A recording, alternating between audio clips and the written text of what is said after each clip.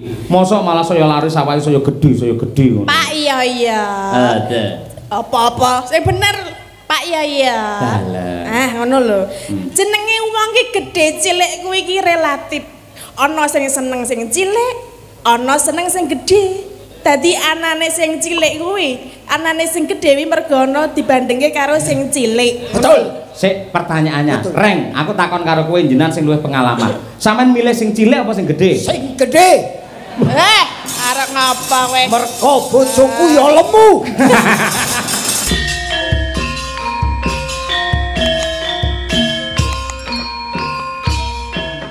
Menika badhe pikantuk amanah malih untuk 3 periode ngayomi warga masyarakat Kemiri mriki sedaya. Lah menawi panjenenganipun Pak Nur menika dados kepala desa lan masyarakatipun tetep guyub rukun, mboten namung ping 3 ning marambah makaping-kaping anggenipun nguri-uri lan ngurip-urip budaya wayang. Ngoten nggih niki jenenge tontonan mboten bobor yen cara Semarangane. Nggih. Niki masyarakate sing rawuh mboten mung penduduk utawa masyarakat ning desa Kemari niki. Kemiri. Apa? Kemiri. Kemiri iki yen penduduk kene asli iki desane Kemiri. Aku kok Semarang rene iki Kemari. Oh iya. Masa plesetan sampean iki ora. Iki dadi melune lak kecamatan Buburan to iki. Non? Kecamatane Buburan. Kecamatan Jenangan. Jenang karo bubur iki padha wae. Iya. Iki wah luar biasa sing mirsani. Nggih. Ora beda taun sing kepungkur, 2 taun kepungkur. Leres. Wah aku ki nganti meh lali yen tau ditimbali rene. Wong duite ya wis entek kanggo mantu. Iya. Mosok mantu entek kudune bathi lek mantu ki. Aku ngerti watakmu angger ketoke sepijok mantu undangan ngono. Wong mantu kok proyek. Mantu ki nawa itu ibadah. Nikahake anak. Ora beda kaya Pak Kades bengi iki lak ibadah ujube. Leres. Nadyan biayane kurang ditutup oleh beliau. Nggih. Wah Pak Nurdianto ki jan betul-betul sesuai karo asmane. Kok iso? Nur kuwi memberi cahaya. Dian kuwi pepadang. Bener. To kuwi nata, dadi beliau menjadi kades kuwi nata memberi pepadang lan cahaya desa Kemiri. Wah, iki Pak Nurdianto. Nurdianto. Nggih. Desane Kemiri, apakah makna dari Kemiri? KEMIRI. Kaki kabupatene melu Ponorogo. Leres, nggih. Ewa dene kadese Pak Nurdianto asmane. Betul. Masyarakate guyub rukun. Iki isih nglestarekake budaya bersih desa rasulan apitan lan liya-liyane. Rame kahanane bengi iki mergo gelar wayang kulit dalange Ki Cahya Kuntadi. Terakhir iki bengi ana garenge sing saka Semarang. Wah. Meksa katut jenengan kuwi. Katute kudu digarisbawahi nganggo Semarang, Mas. Mergane? Mergo saiki gareng ning ndi kabupaten kota wis akeh. Oh iya. Nggih. Lah ya ora apa-apa wong jenenge ngedum rejeki. Leres. Kaya Pak Kades kene iki lak ibarate ngedum rejeki secara tidak langsung. Nggih, leres. Dana rasa, dana driyah. Ora lokak bakal saya kebak Mas Gareng. Pancen panjenengane Pak Kades ki orang yang sudah siap menjadi kades. Buktine apa siap menjadi kades? Sesuai dengan jabatan beliau kades. Kades itu orangnya harus memenuhi syarat 5 huruf ini. KADES. Karakternya harus baik. Karakter ki sifate kudu becik. Kuncine niku nggih. Akalnya harus pintar. Dedikasinya harus tinggi terhadap yang dipimpin. Ekonominya harus mapan. Terakhir S. Spiritualnya harus tebal. Wah, kuwi artine kades. Ki Pak Nurdianto ki kuwi. Iki memang tak lem ki tenan Pak Nurdianto bengi iki tak lem pokoke. Sebabe apa kok dilem? Tekodok wis suguhi gule karo sate. Enak toh? Aku kolesterolku pas dhuwur e. Ya maksa tak buntel, Mas. Go mulih. Go mulih no edan suguhan. Ponorogo Semarang ki adoh teko Semarang dadi apa gulene? Loh. Sing nglegake sing nyuguhi. Disuguhi ora dipangan ki gelo piyayine. Heeh. Tetep tak buntel tak gawa mulih. Tekan ngomah? Tak dol. Loh. Sampeyan iki dagelan kondang laris moko adur gule lho. Sik to, apa wong dodolan iki kudu wong sing ora duwe? Wong sing duwe ya entuk dodolan. Nek ya ora patut diparingi saka panitia Kemiri kok njur tekan omah didol. Lah tekno yen aku butuh det tak. Lho nyatane karo Pak Lurah ya wis dilunasi sore mau. Lah mergo wis lunas ki aku golek tambahan. Malah ora tenan aku tenan matur nuwun tenan ditimbali rene nek wis tombo kangen Mas. Nggih, ning ora mandeg teko semene lho Mas Gareng. Babe. Desane lak Kemiri wis kok terjemahke kok jabarke. Kecamatane Jenangan. Apakah kepanjangan dari Jenangan? Je ki jenenge camate mbuh aku rung tepung. Mergo rung tau nimbali. Lah. Nang namun demikian lagi tetep panjenengane ya rawuh bengi iki nganti ora nimbali tak enteni. Dagelan kok ngincim ora ngincim piye mosok kadese wis nanggap kok camate ru nanggap yen aku ya isin. Lho kok sik to kades bersih desa ki mergo disengkuyung karo warga. Lek Pak Camat dadi kepala ning kecamatan apa nek kok bersih camat ora eneng. Yo dianake. Dianake bersih kecamatan dianake. Anggarane? Lho, kok kades? Kades piye? Engko sing urunan kades-kades. Lho, Kemiri urunan saka warga, akhirnya ditutup karo Pak Kades. Kuwi urunan kades-kades sak desa, sak kecamatan Kemiri, sak kecamatan Jenangan. Sing nutup kok sapa terusan? Lho, sing matur warga lho, Pak. Sanes kula lho, Pak. Pokoke sing baku ki camate ya kudu nanggap lho. Kowe iki tak promosike kok. Kowe Pak Camat nanggap tenan kowe melu apa ora? Ya melu wong ya rombongan kok ya. Lah ya gene ya butuh, wong kere kok sombong. Kowe iki rung jagongan karo Pak Camat to? Burung. Aku mau jagongan sore mau nalika panjenengane sambutan. Nggih. Panjenengane Pak Dalang insyaallah mangke duka mantun napa syukuran kula badhe wayangan nimbali Ki Cahya Kuntadi komplit klasik tanpa dagelan. Pak Camat niku. Pak Camat pinarahe teng pundi to? Pak pitados boten pitados, wayangan tanpa gareng udan deres, Pak. Niki mergo enten kula udane mandeg. Iya. Nek mau karo Pak Camat ditambahi kok. Apa? Kula ngusulke mbok mawi dagelan gareng-gareng. Oh nggih, siap mawi gareng pacitan. Pak Camat ki ora seneng sing kawi. Senenge sing original lho Pak Camat. Gareng ya original. Heeh. Oh. Tandane gareng original ki apa? Ya biarkan penonton yang menilai. Oh iya. Jangan saya yang menilai, kok ndak dikira aku sombong. Heeh. Jadi yen aku ngene iki, yo apapun saya lakukan setulus hati, Mas. Nelek dalang ngeten lho Mas Gareng. Pamane bapak kula Mbah Sukron Suwondo ya. Panjenenganipun sampun senior. Ketika ada generasi kaya anak-anake kados kula lan generasi muda, pasti akan didukung, disurung supaya lebih eksis.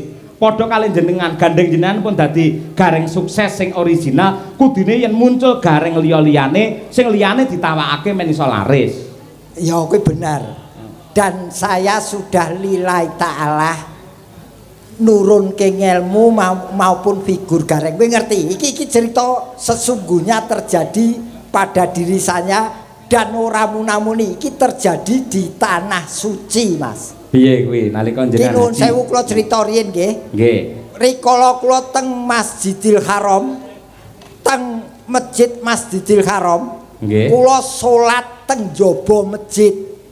Niki sak red niki mboten enten sing nganggo sajadah, siji-siji mboten enten sing sajadah. Nggih. Delalah enten wong manca, kula mboten ngerti niki wong pundi. Nggawa sajadah digelar teng ngarep kula. dheweke trima salat ora nganggo sajadah.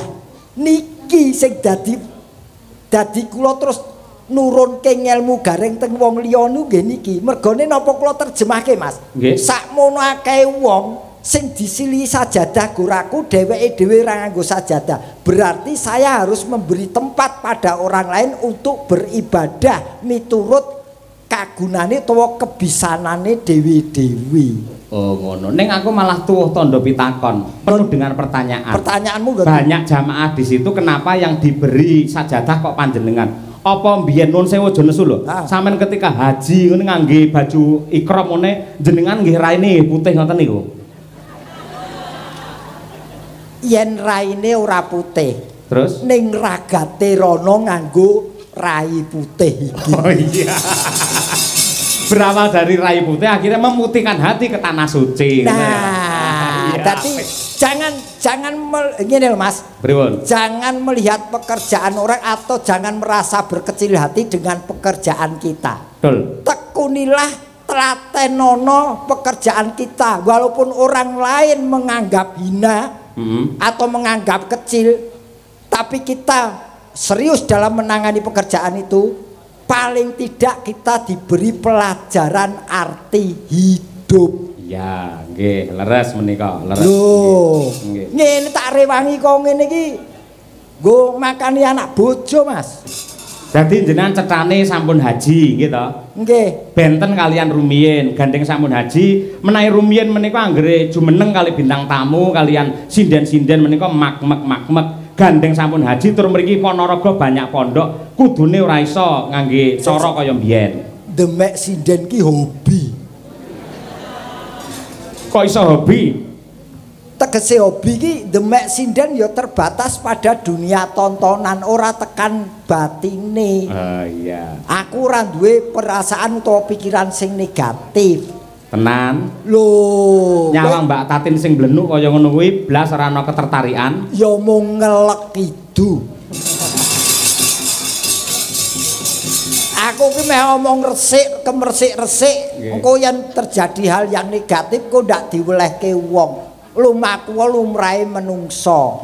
Ning paling tidak setelah haji ora ketang mung 5% 10% ada perubahan positif terhadap diri saya. Amin ya rabbal alamin. Kowe rasa takon aku dagelan munggah haji kowe terus dalang kapan munggah haji? Ayo tak balik wis saiki.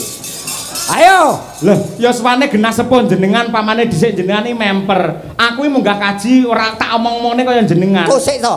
Munggah haji kok patokane umur ki piye? Loh, otomatis kan ya sing daftar ora otomatis kok kaya mobil we otomatis. Munggah haji ki ora terbatas umur, nomo ya entuk. Oh, ngono. Kari kowe niat apa ora? Niat. Wis daftar aku. Yo daftar ki kabeh wong daftar, nyelengi apa ora? Lembuh Bu Kesi sing nyekel duwike ya. Gene ya wedi karo bojone. Ora kabeh ki rezeki Mas.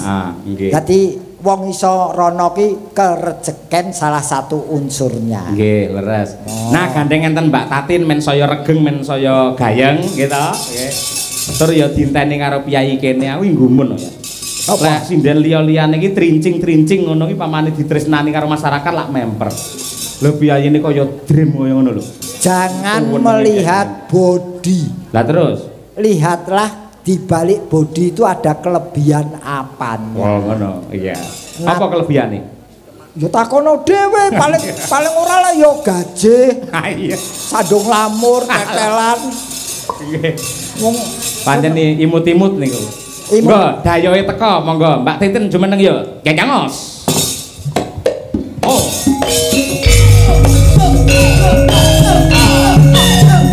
Wes.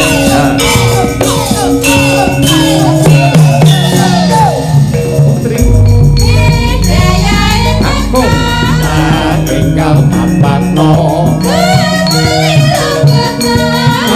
Gelang ngoploso.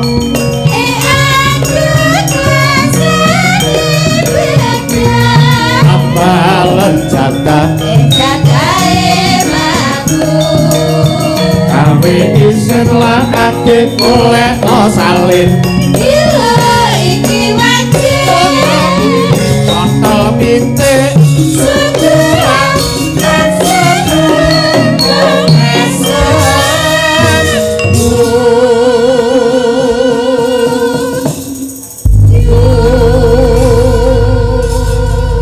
sugeng dalu Mbak Tatin Lestari Handayani. sugeng dalu Nggih. Sehat nggih Mbak nggih? sehat Demenake ya. Hah? Demenake. Oh, tenang. demenake apa Ora anu pasuryane ayu, pawakane ya sekedeng.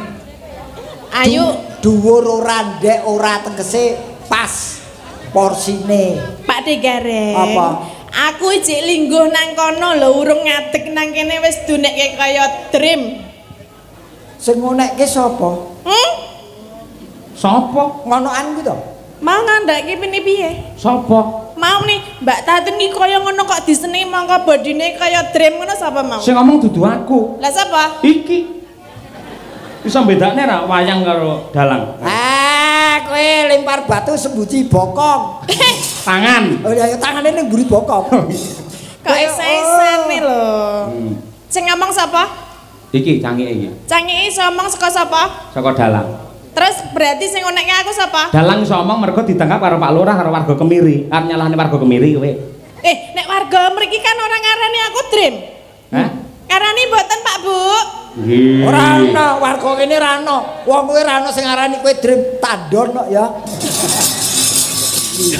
malah luwih parah lho Lu nek lak larang timbane. larang ki piro wong aku ora ngerti keterangane malam hari ini aku piro ora ngerti kok Lu kowe juru kuncine kae lho. loh iki malam hari ini saya yang mengundang adalah Pak Dalang Oh iya. terus piro-pirone ra tau nyang-nyangan nih Sing ngundang kowe iki dudu Pak Dalang. sapa Ya Pak Kades karo masyarakat Kemiri. ning Kae gur makelar. maklar mangko iki guntinge landhep tenan nih Ora mung gunting kuwi peso cukur. cilik ning Cus. Nun Cilik. sewu dumateng Pak Lurah lan panitia kula suwun kalih taun ngajeng menika dagelane kalih sindene ganti mawon. Lah kowe golek pacaran malah elek-elek aku ora. Kusik. Piye? Kowe tak onekke makelar kok nesu. Lah kowe menurunkan derajatku Kok ora menurunkan? Lah kowe ora dadi penyambung lidahku karo Tatin? Apa kowe arep garengi dhewe? Loh, tegese iki paling ora ya dadi jembatan utawa perantara iso makelar. Apa lewat kali kok nganggo jembatan iki? oh iya Wong iki ora ana kok aja ngono lho. Kowe ning ngarepe Tatin kowe arep selak karo kahanan kowe. Delok to, lengene wis sak pupuku kowe mosok wani kowe. Pak De Tak ewangi, kowe tak ewangi. ngewangi ning kuwi padha karo padha mosok lengenku sak pupumu Lha iki lho semene lho. mendah ya aja ngono kuwi to nek jenengan lengene iki lengenku sak padha pupune jenengan terus liyane sak padha apaku Yo, mbuh. ngomong ah Aku urung tau ngilani kok. kok ngene Mulane jenengan lah artis. Nggih. Sinden ki artis Mbak Tatin. Ya piye carane menjaga tubuh? Le mangan aja akeh-akeh. Olahraga aja keri. Mosok malah saya lari sawah saya gedhe ngono. Pak iya Ada.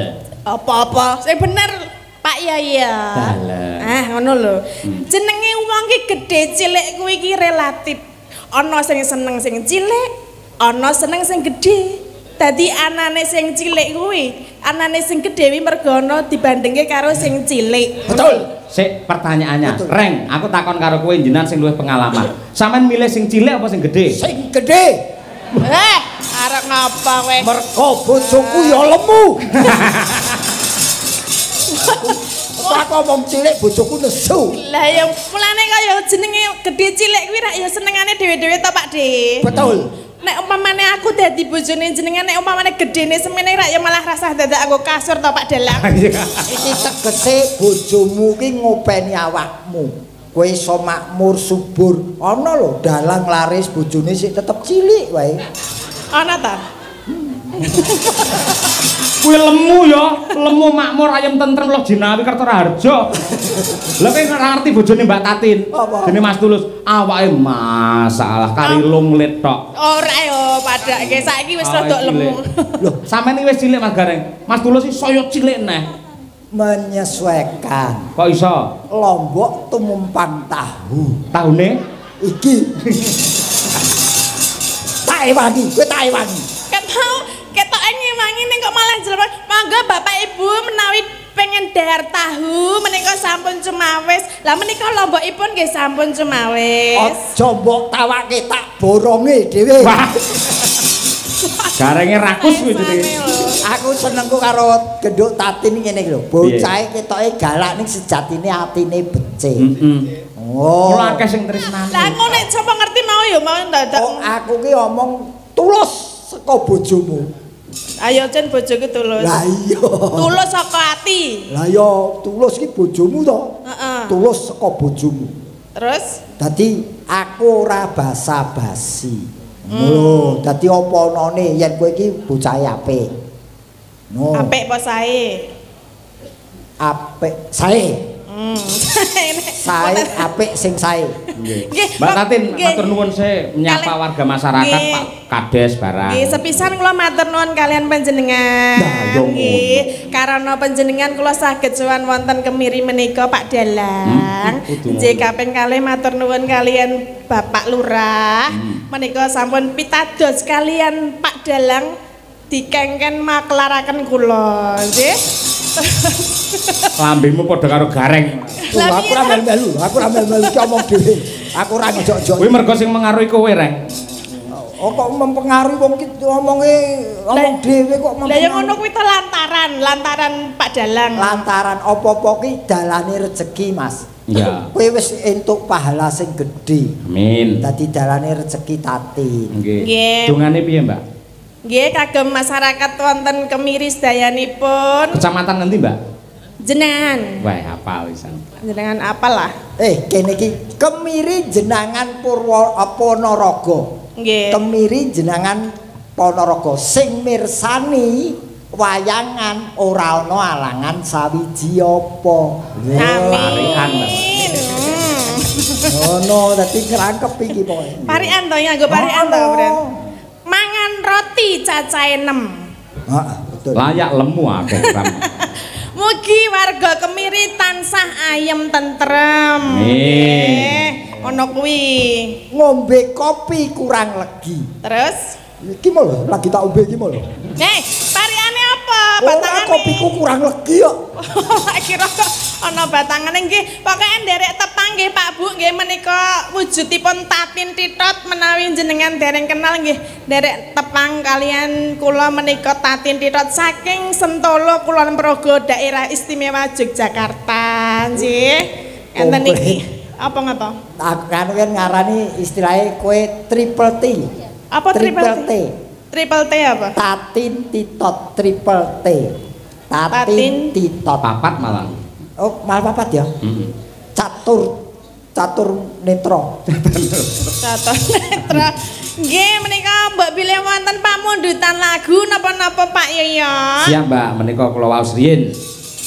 Saking paguyuban driver ambulan desa sekecamatan Jenangan siap mengangkut gareng. Ora ding, kleru tak tambah dhewe, Reng. Sorry, Reng. Nah, saploke entuk gareng cadangan.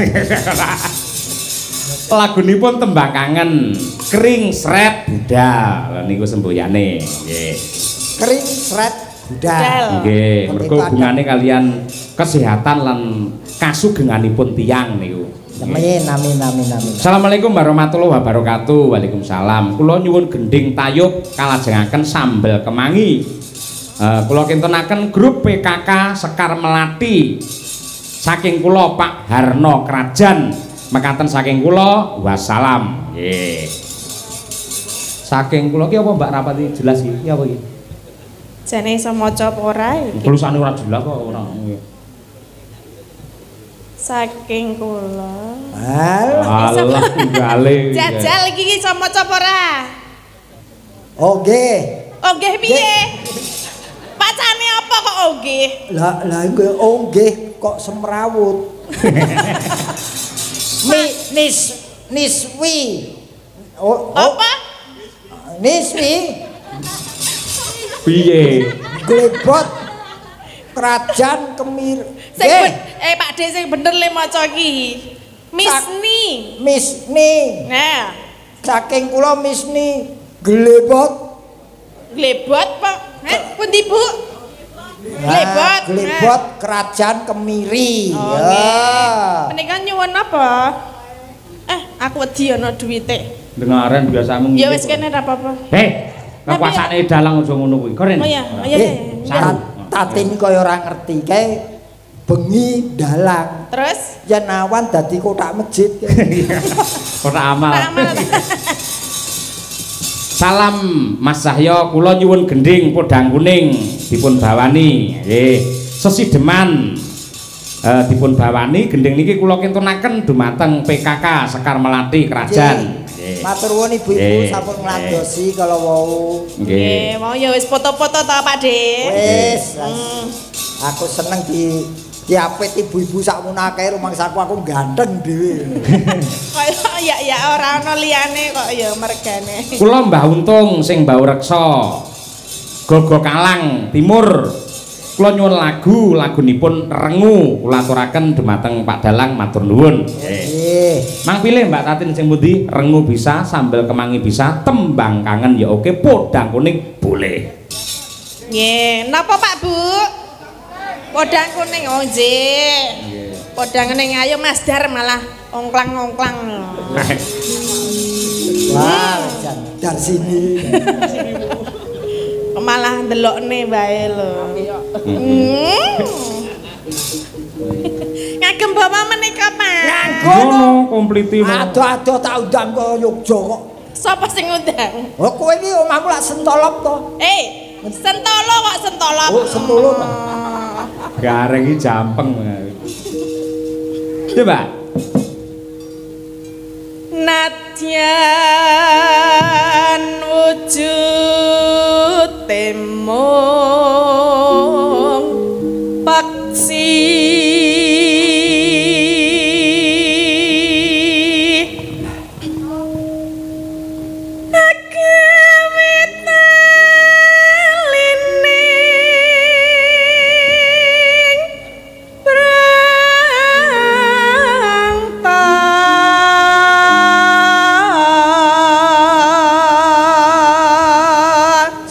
iso goleke tangan. Saka apike ya, Rek. Heeh. Halo asmanis nangsa make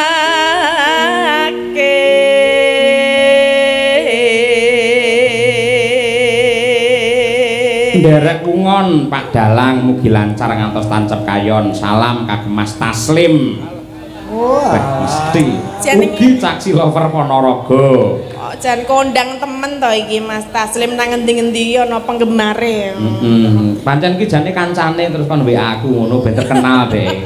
Oh nggih menika malam hari ini juga di streaming nggih. Wonten Kunta di channel menika sampun nembus 6.000 berapa gitu nggih. Luar biasa menika nggih. Cair. Cair apa? Niki mau saking Pak Waris Sugiono. Ugi saking wah, iki bocah iki ndengaren. Jogja Monitor siap di Kunta di channel Pak Dalang. Dari siapa ngerti ra? Siapa? Elisa Urcarus Alaso. Nah, iya. Aku mbak kira ngapusi iki lho, Elisa privat iki. Oh alah. Ketoke lek aku ngejak kowe dhek cemburu. Oh. Tenang sa. Iki tuh tipeku sa, santai sa. Tipene tipemu apa? Kayane ora. Tipeku kaya Pak De Gareng ngene iki lho. Ora tipemu ki L300. Apa? Isuzu. Ora ya. Tipene yang cilik-cilik ngene iki. Iya. Sugeng laras Mbak Elisa. Ya, salam kangen penuh cinta. Ya. Ya, Pak ya Jan. Wes wingken kula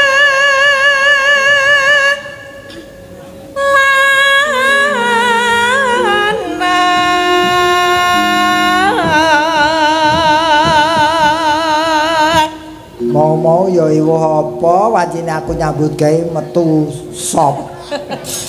Lah ngopo lho iki ya lumayan lho Pak De. Tolong Mbak, aku siji diwadhe tas kresek ya. Mas, aku loro ya Mas.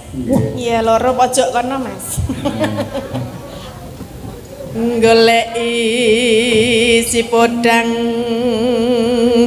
jenah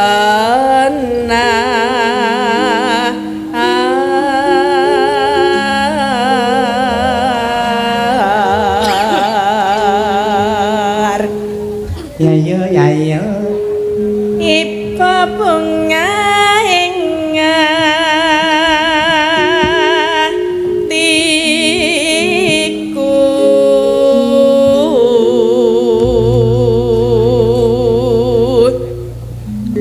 nyanding bisa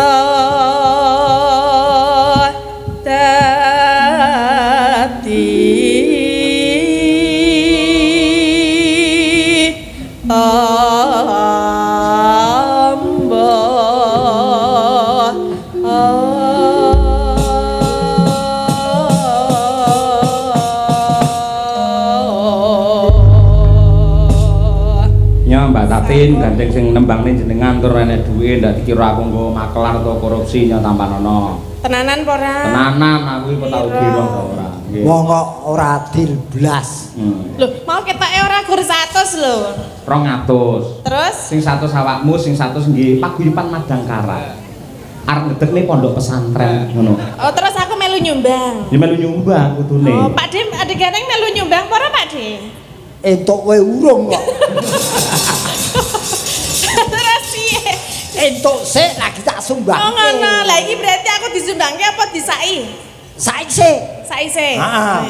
Terus dilebokke ngendi sing kira-kira iso manak ngono. Apike ngendi Pak Dim? Oh iso wae wong duit iki dianakke ya iso kok. Ya mengko ya wis kumpul disumbangke. Ya, celeh kene sik ya. Dikir kok cayong kan kaya jenate. Piye? Ngapa? Arep bangun-bangun ngenteni sumbang. Telas niki wae Mbak nggih. Pripun? Telas niki wau. Sampun Oh, bola. iya. Iki jane iki gatekke sapa to ya?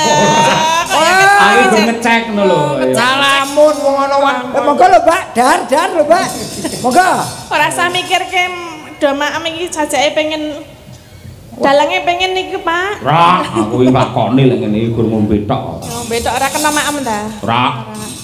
Dadi dalang sing apik iki melu tirakat kaya panitia kaya Pak Lurah ngono kuwi karo ndedonga muga-muga rampung wayangan warga masyarakat Kemiri sedaya pinaringan slamet lahir batin. Ngono. Amin. Jane ya bintang tamu barang kudune ora mangan. Nirakati sing nanggap. Aku mau wis meh ora mangan, Mas. Terus dipeksa karo Pak Kades.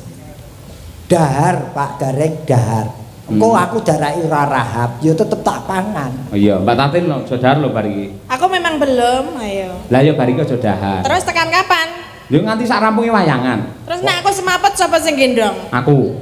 Ning ora kuat ding aku. Ini mengarang gendong lho ket mau. Tatin aja mangan, mengko lak dipangan. Ayo. Monggo, podang kuning Mbak Tatin titot. Yuk, kados. Maneng wis ora krasan kaluyuran anggele isih tak sayang mobeng mister anggonku anggele ora krasan iso awan nganti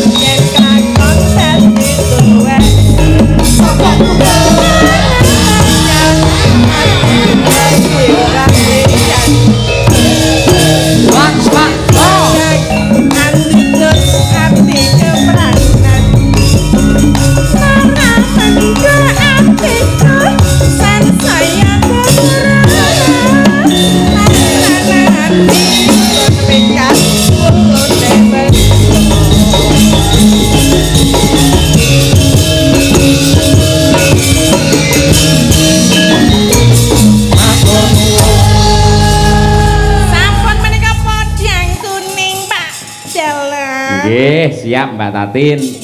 Mangke jenengan kudu fragmen karo Pak Gareng niku kersane panitia ngoten niku ning jenengan bisa menyusun kekuatan dulu istirahat sebentar. Oh iya. Lakonnya apa ya nanti ya kira-kira ya? Ya. Hitungan dhewe. Terisirah Pak Dalang. Terserah. Ah iya.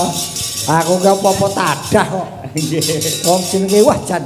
Oh ya ora maido ya ditimbali nganti tekan kene suarane ya tus becik apik Mas.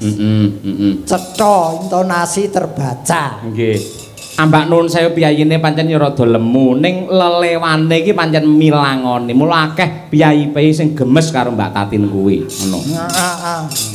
Pancen sapa jenenge Tatin. Tatin titit apa? Titrot. Titot. Heeh. Iki memang anu apa petingane nggon swara. Iya, Oh. Wah, nek yo ngladeni Tatin wis menggeh-menggeh aku wisan. Mergo apa? Umur. Ya, jejere wis sumuk lho iki Mas. Jejer tok wis sumuk. Sumuk kaya cedak mesin open kok. Saking semangatku. Nggih. Nyobi gamelanipun ingkang pelok. Ha, menika niki kagungane Mbah Sukron niki Mas Gareng gamelane. Oh, niki. Gamelan sak wayange nggih Mbah Sukron. Mbah Sukron.